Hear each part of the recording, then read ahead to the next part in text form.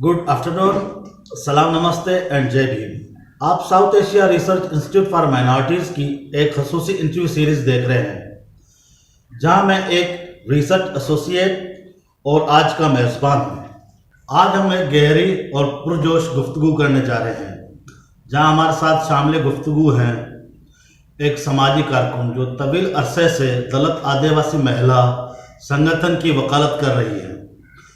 आपका ताल्लुक वाराणसी, उत्तर प्रदेश, इंडिया के एक छोटे गांव से है। आप एक बहादुर दलित आदिवासी खातून की हैसियत से जात पर मबनी जालिम घरेलू जातियों, तासुब और दीगर इम्तियाजी सलूक के खिलाफ लड़ रही हैं। हमें बताएं कि आप जात पात के तासुब के मौजू में क्यों दिलचस्पी रखती हैं। सर, जिस प्रकार से भारत में जाति आधारित भेदभाव का सामना दलित समाज की महिला लड़ रही हैं, वो बहुत ही पीड़ादायक है। खासकर उच्च जाति के लोगों के द्वारा आज के समय में महिलाओं को वकालत करने के लिए एक महिला का होना जरूरी है। आपको पता होगा कि खासकर यूपी में पूरे देश में सबसे ज्यादा घटना दलित महिलाओं के साथ घट रही है, जिसमें बलात्कार की घटना, मारपीट की घटना, घर जलाना, उन्हें अपमानित करने के लिए उनका रास्ता रोकना, उनके इज्जत के साथ खिलवाड़ करना इत्यादि। इसके इसलिए हम लोगों के लिए समाज में जो घटना घट रही है को लेकर के जोरदार तरीके से बहस करने की रुचि रखनी होगी। जी हाँ, thank you very much miss Kiran Mehra ji. मैं आपकी बात से मुत्तफिक हूँ, आपने बिल्कुल सही फरमाया। हमारे अगले सवाल की तरफ बढ़ते हुए, किस चीज़ ने आपको खातून के तौर पर एक मजलूम अकलियत और ज़ात के हकूक़ की कारकुन बनने की तरगीब दी? क्या ये दलितों के मरकजी धारा में शामिल होने के लिए, लड़ते रहने के लिए काफ़ी है? सबसे पहले आपको बता दूं कि SC ST और उन पीड़ित कमजोर समुदाय के महिलाओं को घरेलू हिंसा, पुरुषवादी सोच को ध्वस्त करना होगा। जरूरी है कि कारण कि जो हमने जीवन काल में जो देखी है वो बहुत ही चिंताजनक बात है। आपको एक बात बता दूं, जिस प्रकार से भारत में दलित महिलाओं के साथ शोषण किया जाता है, उसके लिए हर महिलाओं के अंदर एक सामाजिक अधिकार कार्यकर्ता बनने के लिए मजबूरन प्रेरित करता है। बस उस सोच को, हौसला को जगाना होगा। इसके साथ मैं यह कहना चाहूंगी कि दलितों को मुख्य धारा में शामिल करने के लिए इतना संघर्ष काफी नहीं है, इससे और स्पीड से आगे लेके जाना होगा। शुक्रिया मिस किरण मेहरा जी। ऐसे हालात में जब शेड्यूल कास्ट और शेड्यूल ट्राइब्स एक्ट को मौसर तरीके से लागू ना किया गया हो, इंसाफ की फौरी फराहमी को कैसे यकीनी बनाया जा सकता है? मीडिया और सिविल सोसाइटी अकलियतों को इंसाफ दिलाने के लिए क्या किरदार अदा कर सकती हैं? देखिए, सबसे पहले हमें अपने दलित समाज के महिला पुरुष के लिए, उनके न्याय के लिए जो भारत या किसी भी देश में जो कानून बने हैं उसे सरकार प्रभावित करने के लिए घोषणा तो जरूर करती है, लेकिन जमीन पर कुछ और दिखता है। और इसके लिए तत्काल कार्रवाई के लिए हमें हमेशा आवाज उठाना होगा। के लिए हमें हर मंच पे आवाज उठानी होगी, उसका वकालत करना होगा। जहाँ तक कि मीडिया और नागरिक समाज की भूमिका की बात करें तो उन्हें भी ईमानदारी से इस दबे हुए समाज के लिए आगे आना होगा। उसके लिए वर्तमान में हमें सोशल मीडिया और मीडिया के क्षेत्र में एक आवाज बनना होगा। उन्हें यह बताना होगा कि यह जरूरी मुद्दा है और इसे उठाना ही होगा, तब जाकर के कुछ हद तक प्रेशर बनेगा और न्याय मिल सकेगा। बिल्कुल सही फरमाया आपने। खत्ते में दलित और आदिवासी खास तौर पर इंडिया में समाजी और मुआशी तौर पर पसमानदा है। इम्तियाजी सलूक पर काबू पाने और उनकी शिरकत को ज़्यादा मौसर बनाने के लिए क्या किया जा सकता है? क्या इस सिलसिले में कोई पेशरफ्त हो रही है? सर, आपको बता दूं कि भारत में दलित आदिवासी समुदाय आर्थिक रूप के साथ कई और अधिकार हैं जिसमें वंचित है, जैसे भूमिहीन, सरकारी सुविधा से वंचित है, यानी भेदभाव हम कहें तो यह उनके साथ अपराध की जा रही है। उन्हें उनकी अधिकार को प्रभावित बनाने के लिए जो भी सरकार के योजना है या कानून है, उसे ईमानदारी से एक-एक लोग को अपने दायित्व का पालन करना होगा, यानी उसका लाभ दिखाना होगा। हाँ, हाँ, पहले से ज़रूर बेहतर हुई है, लेकिन जितना बेहतर हुई है, उतना अत्याचार बढ़े हैं, भेदभाव बढ़े हैं, क्योंकि अब ये समुदाय अपना अधिकार माँगने लगे हैं। शुक्रिया मिस किरण मेहरा जी। आदिवासियों और दलितों को समाजी तासुब और मुआशी पसमानदगी का सामना करना पड़ता है, लेकिन लिटरेचर उनके लिए इजहार का एक लाजमी जरिया बन गया है। क्या आप इससे इत्तफाक करती हैं? जी नहीं, हम इस बात से सहमत नहीं हैं कि इसलिए जिस प्रकार से हमारे साहित्य को मिटाने की कोशिश चल रही है, वो किसी भी रूप से हमारे अभिव्यक्ति की आज़ादी से दूर किया जा रही है। इसलिए यह एक सोची समझी साजिश है जिसे हम लोग समझ रही हूँ। बहुत बहुत शुक्रिया। हम अपने अगले सवाल की तरफ बढ़ते हैं। हुकूमत आदिवासियों दलितों के लिए सेहत और समाजी खिदमत के लिहाज से किस किस्म की सहूलियात फराहम करती है? रोजगार के कोटा का आदिवासी और दलित लोगों की मुआशी जिंदगी पर क्या असर पड़ा है? आबादी के लिहाज से रोजगार की शरह इतनी कम क्यों है? सर, बात करें भारत के कानून के अनुसार दलितों और आदिवासियों के स्वास्थ्य के देखभाल की सुविधा एकदम लचर है। हजारों महिलाओं और पुरुषों और बच्चों युवाओं की मौत सिर्फ इसलिए हो रही है कि स्वास्थ्य की सुविधा में भी भेदभाव है। इसका प्रभाव उसके आर्थिक जीवन साथ मानसिक जीवन के साथ साथ शिक्षा और पूरे परिवार पे पड़ रही है। तीसरी बात यह है, जिस प्रकार से हमारी आबादी है उस प्रकार से रोजगार का दर इतना कम है, इसलिए कि भारत का सिस्टम जातिवादी, यानी इसको सरल तरीके से कहें तो जाति को देखकर रोजगार का अवसर दी जाती है। शुक्रिया मिस किरण मेहरा जी। जदीद दौर में जात पात के इम्तियाज से इनकार का पहलू कितना वसी है? क्या कोई दलित आदिवासी बेदारी भी है?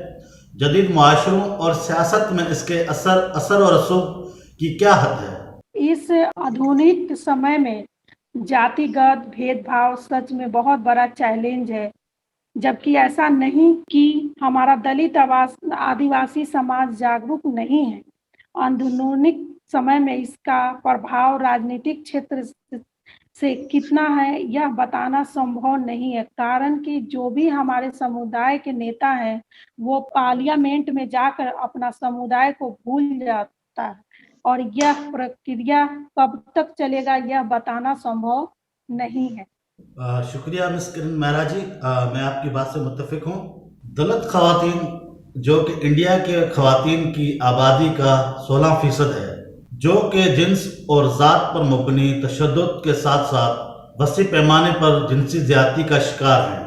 इंडिया के नेशनल क्राइम रिकॉर्ड ब्यूरो के मुताबिक हर रोज़ कम अज़ कम 10 दलित खवातीन की अजमत दरी की जाती है, जिसमें पिछले 10 सालों में 44% इजाफा हुआ है। इंडिया में दलित खवातीन खास तौर पर जिनसी तशद्दुद, इज़्ज़त दरी, इज्तिमाई ज़्यादती का शिकार क्यों हैं? देखिए, जहाँ तक एनसीबी रिकॉर्ड जो डेटा पेश किया जा रहा है विश्व स्तर पर, वो कम है। सच तो कुछ और है जिसे सरकार के द्वारा छुपाई जा रही है, और इन सभी का मुख्य कारण वैधानिक व्यवस्था की जिसकी निचता मानसिकता है जातियों के प्रति। इसलिए आज यौन हिंसा, बलात्कार, सामूहिक बलात्कार दलित महिलाओं के साथ ज्यादा हो रही है। जी हाँ, बिल्कुल, आपने बिल्कुल सही कहा। इंडिया भर में दलित तहरीकों में खवातीन को मौका नहीं दिया गया कि वो अपने 3 किस्म के जबर, ज़ात, तबके और जिनसी ज़्यादतियों के बारे में अपने तहफ़्फ़ुज़ात का इजहार करें। दलितों के खिलाफ बढ़ते हुए ज़ात पात के तशद्दुद और दुनिया भर में दलितों के हकूक़ के मसाइल को बयान करने के साथ कम्युनिटी में ख़ास तौर पर दलित खवातीन ज़्यादा पुरज़म दिखाई देती हैं। इस तनाजुर में दलित खवातीन की तंजीमें क्या किरदार अदा कर रही हैं? सर, आपने बिल्कुल सही कहा। भारत की दलित महिला 3 प्रकार की दुख से जूझ रही हैं और उन्हें अपनी बात कहने का मौका नहीं मिलती है। लेकिन हाँ, जहाँ मौका मिलती है, हम अपनी आवाज़ पूरे दुनिया में बड़े ही ताकत के साथ कहती हूँ। इसके लिए भारत में जो भी महिला संगठन है और वो अपनी अधिकारों और अत्याचारों के प्रति जगन है, ज़रूर है और आवाज़ भी उठाती हैं और यह महसूस होती है कि अगर महिला संगठन नहीं होता तो शायद और ज़्यादा अत्याचार होती। शुक्रिया। हम अपने अगले सवाल की तरफ बढ़ते हैं। सोशल नेटवर्किंग साइट्स के जरिए नफरत अंगेज तकरीर दलितों और आदिवासियों पर जुल्म और सितम की हौसला अफजाई करती हैं। नफरत अंगेज तकरीर का मुकाबला करने के लिए किस किस्म की टेक्निक अपनानी चाहिए? एक खातून एक्टिविस्ट की हैसियत से आप इस मसले का क्या हल तजवीज़ या सजेस्ट करती हैं? इस विषय में तो सिर्फ इतना कहूँगी, जैसे हो तैसा। अगर कोई मुझे गाली दे तो हमें भी उसका जवाब देना चाहिए, लेकिन संवैधानिक तरीके से। इसके लिए हमें उस आदमी के खिलाफ ग्रुप बना करके कानून की मदद लेनी चाहिए और हमेशा ऐसे गंदी मानसिकता को डैमेज करना होगा। बहुत शुक्रिया हमें वहाँ की तफसीलात से आगाह करने के लिए। मकामी और बैनुल-अक़वामी इंसानी हकूक़ की तंजीमें अक़लियतों के हकूक़ को कितनी अहमियत देती हैं? ज़ालिम घरेलू तशद्दुद और तआस्सुब को कैसे ख़त्म किया जा सकता है? हमारे हिसाब से तो सभी संगठनों को एक साथ मिलकर इन सभी मुद्दों को साझा प्रयास से ही नियंत्रण कर सकते हैं, क्योंकि एकता में ताकत है, अनेकता में नहीं। मुआशी और बुनियादी ढांचे के तरक्याती मंसूबों ने दलितों की एक तादाद को बेघर कर दिया है। इससे आदिवासियों की तादाद में इजाफा हुआ है। क्या आप समझती हैं कि scheduled tribes recognition of forest rights bill इनके हकूक़ की हिफाजत के लिए है? क्या उस पर अमल दरामद होना बाकी है? हमारे भारत में जो भी आदिवासी समाज के हैं, उनके लिए वन अधिकार है। उनके कानून के सेवा के लिए जो अब तक उनके अधिकारों का हनन करते हुए, लेकिन आगे चलकर कदम उठाए जाएंगे, यह बताना संभव नहीं है, क्योंकि जिसके हाथ में सत्ता की चाबी है, वो जब तक इस समुदाय के लिए नहीं सोचेंगे, तब तक कुछ नहीं होगा। तब जबकि उसके लिए एक मजबूत कानून है और यह जरूर कार्य करनी होगी हमारी आने वाली पीढ़ी, ऐसा मेरा मानना है। मैं आपके ख्यालात का एहतराम करता हूं, क्योंकि आप वहां के बारे में बहुत अच्छे से जानते हैं।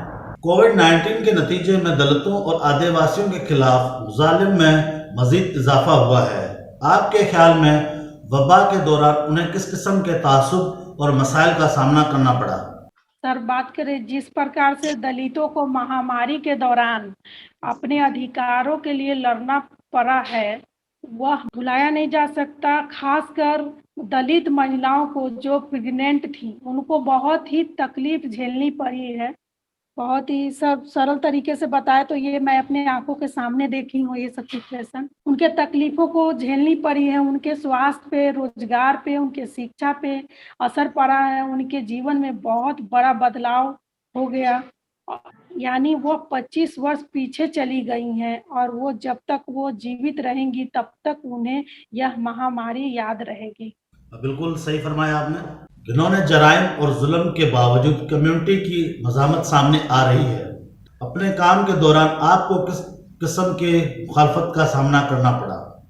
सर, हमें अपने सर्वेक्षण के दौरान समाज में कई प्रकार का विरोध का सामना करना पड़ा है, जिसमें राशन, शिक्षा, स्कूल के अलावा जितने भी सरकारी संसाधन है, उसका सवाल हमने किया था, लेकिन वह एक बड़ा ही विरोध है जिसे हम समझ नहीं सकते हैं।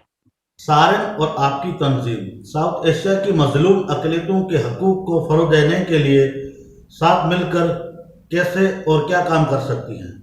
अगर हमें अक्सर मिली सैरिम के साथ काम करने की तो सबसे पहले हम उन मुद्दों को लेकर कार्य शुरू करूंगी जो सबसे ज़्यादा ज़रूरी मुद्दे हैं, जैसे उनके उत्तम स्वास्थ्य, उनके रोजगार, उनके शिक्षा के साथ उन्हें आर्थिक रूप से मजबूत करूंगी। आखिर में मैं आपके वक्त का शुक्रिया अदा करना चाहता हूं और आपको एक कॉन्फ्रेंस में दावत देना चाहता हूं जो कि वबा ख़त्म होने के फ़ौरन बाद मुनक़द की जाएगी। क्या आप हमारे साथ शामिल होने और पाकिस्तान आने में दिलचस्पी रखती हैं? जी सर, बिल्कुल, अगर ऐसा मौका मिलेगा सर तो मैं बिल्कुल वहाँ आना चाहूँगी। जी सर, बिल्कुल, बहुत-बहुत धन्यवाद आपको और आपकी पूरी टीम को सर। Thank you. बहुत बहुत धन्यवाद। Thank you.